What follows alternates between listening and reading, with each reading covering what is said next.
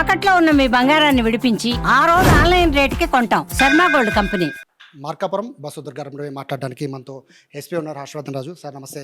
చాలా బాధాకరమైన వార్త సార్, 11 మంది చనిపోవడం కూడా జీర్ణించుకోలేని పరిస్థితి. సరే, అంటే ప్రాథమిక విచారణలో ఏం తెలియదు సార్, అంటే ఎవరు తప్పని తెలియదు సార్? అంటే మన ప్రాథమిక విచారణ ప్రకారము ఈ యాక్సిడెంట్ మార్నింగ్ అరౌండ్ 5:40 నుంచి 5:50 ఆ టైంలో జరిగినట్టుగా తెలుస్తుంది. హరికృష్ణ ట్రావెల్స్ బస్సు ఏదైతే జగిత్యాల నుంచి కలిగిరి పోయేటప్పుడు మార్కాపూర్ దాటిన తర్వాత దాదాపు రాయవరం విలేజ్కి అవుట్స్కట్స్లో అటువైపుగా వస్తున్నటువంటి టిప్పర్ని హిట్ చేయటం జరిగింది. దాంతో కొంచెం టిప్పర్ యొక్క డీజిల్ ట్యాంక్ ఏదైతే ఉందో అది ఎక్స్ప్లోడ్ కావటం, ఆ మంటలు దీంట్లో స్పిల్ ఓవర్ కావటము, ఈ బ్యాటరీస్ ఇది కూడా ఆల్రెడీ ఇంజిన్ హీట్గా ఉంటుంది కాబట్టి హాట్గా, సో దానికి సంబంధించి బస్లో కూడా ఫైర్ అంతా క్యాచ్ కావటము, సబ్సిక్వెంట్గా దాదాపు 13 మంది దురదృష్టవశాత్తు వాళ్ళు బాగా కాలిపోయి చనిపోవడం జరిగింది.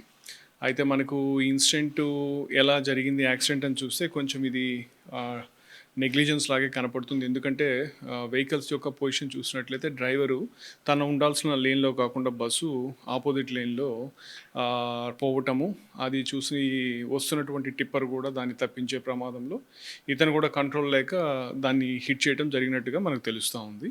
సో ఇది ఇన్సిడెంట్ మనకు తెలిసిన వెంటనే మార్నింగ్ అరౌండ్ 6:10 అట్లా మనకు ఇన్ఫర్మేషన్ వచ్చే పోలీస్ కావచ్చు, ఫైర్ డిపార్ట్మెంట్ కావచ్చు, అందరూ కూడా సత్వరం స్పందించి ఒక 15-20 మినిట్స్లో 15 మినిట్స్లోనే సీన్కి వెళ్ళి గ్లాసెస్ బ్రేక్ చేసి మనకి ఎమర్జెన్సీ గేట్ నుంచి కూడా దాదాపు 28 మందిని మన వాళ్ళు అంబులెన్సెస్లో హాస్పిటల్కి షిఫ్ట్ చేయడం జరిగింది. సో చాలా బాధాకరమైన విషయము. ఈ కేసులో సార్ అందరికీ వచ్చే డౌట్స్ అడుగుతున్నాను సార్. ఒకటి, అందులో డ్రైవర్స్ ఇద్దరు ఏమన్నా డ్రింక్ చేసి ఉన్నారా అనేది ఒకటి. 2, స్పీడ్ సార్, ఓవర్ స్పీడ్ అంటే ప్రమాదం జరిగే టైంలో స్పీడ్ ఎంత ఉండొచ్చు సార్ బస్సు?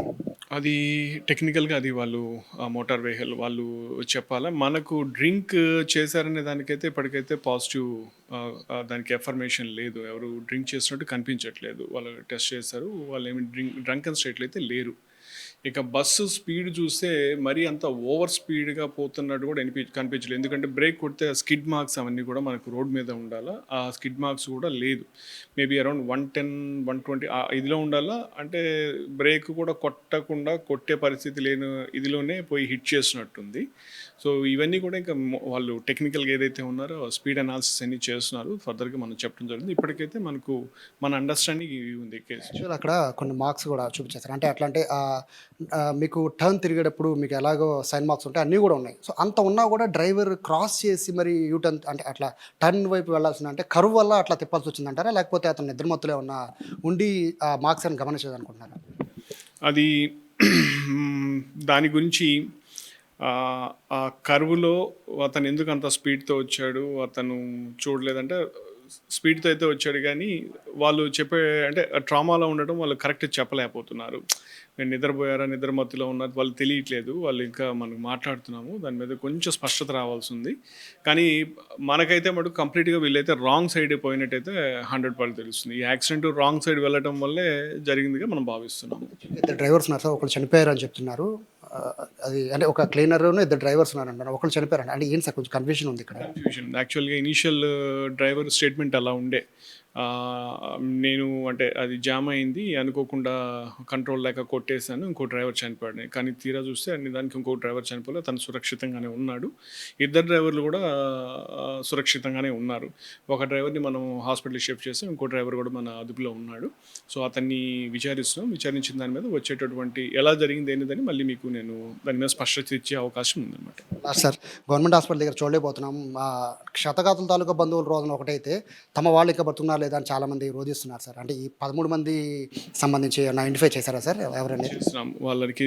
అంటే మనకు ప్రాథమికంగా ఎవరు ఏంటనేది చనిపోయిన వాళ్ళ యొక్క లిస్ట్ అయితే ఉంది. అయితే దాంట్లో ఎవరి బాడీ ఏంటనేది మనకు తెలియదు. అది మనం ఓన్లీ DNA అనాలిసిస్ చేసిన తర్వాతే ఆ బాడీ ఎవరిదని కన్ఫర్మ్ చేయడం జరుగుతుంది. దాని ప్రకారం వాళ్ళ రిలేటివ్స్కి మనం అందజేయడం జరుగుతుంది. అయితే ఈ లోపల మనము డిస్ట్రిక్ట్ యంత్రాంగం నుంచి కూడా అడ్మినిస్ట్రేషన్ నుంచి మనం ప్రాపర్గా కంట్రోల్ పెట్టి వచ్చిన వాళ్ళందరికీ కూడా వాళ్ళకి మనం సపోర్ట్ చేస్తూ వాళ్ళకి అన్నీ కూడా మనం ఎక్స్ప్లెయిన్ చేస్తూ ఎక్కడ ఎటువంటి అంటే ఆల్రెడీ వాళ్ళు చాలా గ్రీఫ్లో ఉన్నారు. మళ్ళీ మన సైడ్ నుంచి ఎటువంటి గ్యాప్ లేకుండా మనం ఏవైతే చర్యలు తీసుకోవాలో అవన్నీ చర్యలు కూడా తీసుకోవడం జరుగుతుంది. ఫైనల్గా రెగ్యులర్గా ఎటువంటి ప్రమాదాలు జరిగినప్పుడు అడిగే ప్రశ్ననే మిమ్మల్ని అడుగుతున్నాను సార్. ప్రమాదాలు జరిగిపోయాయి, సో దీని తర్వాత వాళ్ళకి అంటే ఆల్రెడీ రవాణా శాఖ అధికారులు కానీ లేదా పోలీసుల తరఫు నుంచి ఇటువంటి యాక్సిడెంట్లు జరగకుండా, అలాగే ఇటువంటి ఓవర్ స్పీడ్తో వెళ్లకుండా డ్రైవర్స్కి మళ్ళీ ఏమైనా కౌన్సిలింగ్ ఇవ్వడం, లేకపోతే వాళ్ళకి స్పెషల్గా మాట్లాడడం ఇటువంటి ఏమైనా చేసే అవకాశం ఉంటుందా? ఖచ్చితంగా చేస్తాం. అంటే నిజానికి రోడ్ సేఫ్టీ మీద ఆనరబుల్ సీఎం సార్ ఎప్పుడు కూడా ప్రతి మీటింగ్లో కూడా రోడ్ సేఫ్టీ మీద ఎంఫసైజ్ చేస్తారు. మా డీజీ సార్ కూడా ఎప్పుడు రోజు మేము ఆల్మోస్ట్ డైలీ బేసిస్లో రోడ్ సేఫ్టీ మీద మనం ఎంఫసైజ్ చేసి దాని మీద ఎఫర్ట్స్ చేస్తుంటాం. ఈవెన్ డిస్ట్రిక్ట్లో కూడా మేము కూడా రోడ్ సేఫ్టీకి సంబంధించి చాలా చర్యలు తీసుకున్నాం. మనము అంటే చర్యలు తీసుకోవడం వల్ల చాలా యాక్సిడెంట్ నిదానికి మనం ప్రివెంట్ చేయగలుగుతాం. కొన్ని ఇంకా ఎవరి కంట్రోల్లో లేకుండా అవుతున్నాయి. అవి కూడా జరగకుండా ఉండే విధంగా కూడా మనం చర్యలు తీసుకునేదానికి అవకాశం ఉంది. సో ఇప్పుడు ఈ యాక్సిడెంట్ దృష్ట్యా అయితే సీఎం సార్ కూడా ఆదేశాలు ఇచ్చారు. మా డీజీ సార్ కూడా కొన్ని ఆదేశాలు ఇవ్వడం జరిగింది. దానికి సంబంధించి చెకింగ్స్ కావచ్చు మళ్ళీ ఒకసారి మనం చేయడం జరిగింది. లాస్ట్ టైం జరిగినప్పుడు కూడా చాలా బస్సెస్ సీజ్ చేయడం కానీ వాటి మీద యాక్షన్ తీసుకోవడం జరిగింది. ఆ తర్వాత కూడా రెగ్యులర్ ఇన్స్పెక్షన్స్ జరుగుతూనే ఉన్నాయి. ఇప్పుడు మరొకసారి మళ్ళీ అన్నీ కూడా ప్రాపర్గా ఇన్స్పెక్షన్స్ చేయటం, ఎవరైతే వైలేషన్స్, పర్మిట్స్, రూల్స్ వైలేట్ చేస్తున్నారో అవన్నిటికి సంబంధించి వాళ్ళ మీద సరైన చర్యలు తీసుకునే విధంగా చేయడం జరుగుతుంది. Thank you so much sir. So ఇది ఎస్పీ గారు చెప్పిన దాని ప్రకారం కేవలం నిర్లక్ష్యం ఈ ఇంత పెద్ద ప్రమాదానికి కారణంగా కనబడుతోంది. బస్సు డ్రైవర్లు ఎక్కమించినా మీరు ఒక్కళ్ళే కాదు డ్రైవ్ చేస్తే, మీతో పాటు ఒక 40-50 మంది ఉంటున్నారు కాబట్టి వాళ్ళ ప్రాణాలు కూడా మీ చేతిలో ఉంటాయి. మీరు చేసే చిన్న నిర్లక్ష్యం వల్ల చాలామంది ప్రాణాలు కోల్పోతున్న పరిస్థితి కనబడుతుంది. ఇక్కడ హాస్పిటల్ దగ్గర చూస్తుంటే హృదయ విదారకంగా పరిస్థితుంది. పోలీసులు అయితే ఖచ్చితంగా ఈసారి సీరియస్గా యాక్షన్ తీసుకుంటామని చెప్తున్నారు. ఇటువంటి ఘటనలు పునరావృతం కాకుండా ఖచ్చితంగా దీనిపైన అయితే యాక్షన్ తీసుకుంటామని చెప్పి ఎస్పీ కూడా చెప్తున్నారు. కెమెరా పర్సన్ వినయ్తో సాయి, సుమన్ టీవీ, మార్కాపురం నుంచి.